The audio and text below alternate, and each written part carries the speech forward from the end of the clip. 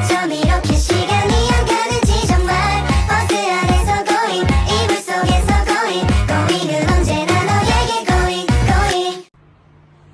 Hai, perkenalkan nama saya Rin Kartika, NIM 2314062460, kelas E14, Prodi Pendidikan Guru Sekolah Dasar. Baik, di sini saya akan memenuhi tugas ujian akhir semester, yaitu membuat video pembelajaran mata kuliah teknik pembelajaran yang diampu oleh Ibu Agusta Kurniati MPD.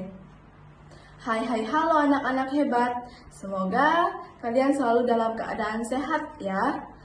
Pada pertemuan kali ini kita akan belajar materi tentang interaksi sosial dan interaksi manusia dengan lingkungan, mata pelajaran IPS kelas 5. Oke, kita mulai pembahasan hari ini. Interaksi manusia dibagi menjadi dua. Yang pertama yaitu interaksi sosial dan yang kedua interaksi dengan lingkungan hidup. Nah, apa saja sih perbedaan di antara keduanya? Simak baik-baik ya penjelasannya. Yang pertama, interaksi sosial. Interaksi sosial adalah hubungan-hubungan sosial antar manusia atau hubungan manusia satu dengan manusia lainnya. Interaksi sosial terjadi karena manusia adalah makhluk sosial. Makhluk sosial artinya manusia tidak dapat hidup sendiri dan selalu membutuhkan orang lain, mulai dari bangun tidur sampai tidur kembali. Nah, jenis-jenis interaksi sosial dibagi menjadi tiga. Yang pertama adalah individu dengan individu, artinya satu orang berhadapan dengan satu orang lainnya.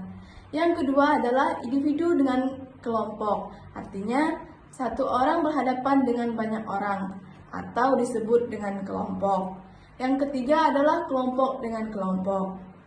Nah, agar kalian lebih memahami jenis-jenis interaksi sosial, berikut Ibu berikan contoh-contohnya. Yang pertama, contoh interaksi sosial individu dengan individu, atau satu orang dengan satu orang lainnya, yaitu ketika bertegur sapa dengan teman, jabat tangan, dokter memeriksa pasiennya, kasir melayani pembeli. Dapat kita simpulkan bahwa interaksi sosial individu dengan individu adalah ketika ada dua orang saling berbicara atau berinteraksi. Nah, selanjutnya ada contoh interaksi sosial individu dengan kelompok. Artinya, satu orang berhadapan dengan banyak orang. Yang pertama yaitu ada guru sedang mengajar murid-muridnya. Satu orang guru berhadapan dengan sekelompok murid. Yang kedua, Soekarno berpidato di depan khalayak umum. Yang berpidato satu orang berhadapan dengan sekelompok orang. Nah, selanjutnya yang ketiga yaitu interaksi kelompok dengan kelompok. Nah, artinya banyak orang berhadapan dengan banyak orang. Contoh, dua tim bertanding sepak bola. Kalian tentu sudah tahu ya bahwa satu tim pemain sepak bola berjumlah 11 pemain. Artinya 11 orang berhadapan dengan 11 orang kelompok dengan kelompok. Yang kedua adalah dua tim bermain tarik tambang. Bisa dilihat pada gambar, satu tim pemain tarik tambang terdiri atas tiga orang, artinya banyak orang berhadapan dengan banyak orang. Dan yang kedua yaitu interaksi manusia dengan lingkungan hidup. Interaksi dengan lingkungan hidup merupakan interaksi antara manusia dengan lingkungan yang terbentuk secara alami, seperti gunung, sungai, rawa, merupakan contoh-contoh lingkungan alam. Selanjutnya contoh interaksi dengan lingkungan hidup atau lingkungan alam. Yang pertama yaitu petani menggarap lahan pertaniannya. Petani sedang berinteraksi atau melakukan kegiatan di lingkungan alam yang berupa persawahan.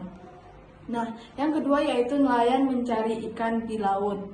Nelayan berinteraksi dengan lingkungan alam berupa lautan untuk mencari hasil bumi berupa ikan. Yang ketiga, penduduk mengambil kayu hasil hutan. Penduduk di sekitar memanfaatkan sumber daya alam untuk kebutuhan sehari-hari, seperti kayu bakar. Materi selanjutnya adalah interaksi sosial di lingkungan pasar. Tahu dong pasar? Kalian pasti senang jika diajak orang tua berbelanja ke pasar. Nah, pasar merupakan tempat bertemunya pedagang dan pembeli untuk melakukan transaksi jual beli. Interaksi sosial di pasar dapat terjadi antara penjual dan pembeli. penjual dengan pemasok barang atau distributor, penjual dengan penjual, dan pembeli dengan pembeli.